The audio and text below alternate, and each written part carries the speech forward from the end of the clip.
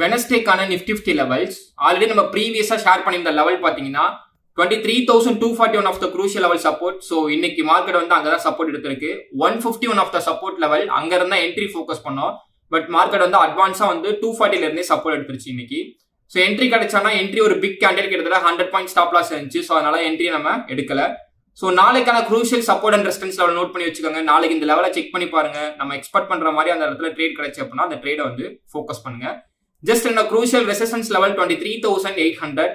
இப்போ இருக்க crucial resistance level 23,600. 600 and 800 தான் ரெண்டு குரூஷியலான ரெசிஸ்டன்ஸ் லெவல். மார்க்கெட் டோட்டலா பை சைடு திரும்பிச்சானா இன்னும் ஐடியா கிடைக்கல. இந்த வீக் கேண்டில் க்ளோஸ் ஆனா மட்டும்தான் அதுக்கான கன்ஃபர்மேஷனா நம்ம என்ட்ரி ஃபோக்கஸ் பண்ண முடியும்.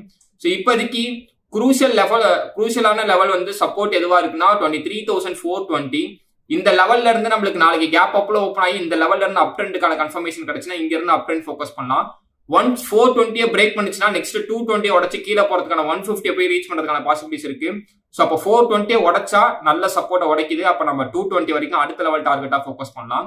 420ல சப்போர்ட் எடுத்துச்சுன்னா இங்க இருந்து அப் ட்ரெண்ட் மட்டும் தான் ஃபோக்கஸ் பண்ண முடியும். ஸோ அடுத்த அப்டேஷனுக்கு நாளைக்கு லைவ் மார்க்கெட் அப்டேஷனுக்கு நம்மளோட லைவ் வந்து அட்டன் பண்ணுங்க. தெரிஞ்சுக்கிறதுக்கு நம்மளோட சேனலை மறக்காம ஃபாலோ பண்ணிக்கோங்க.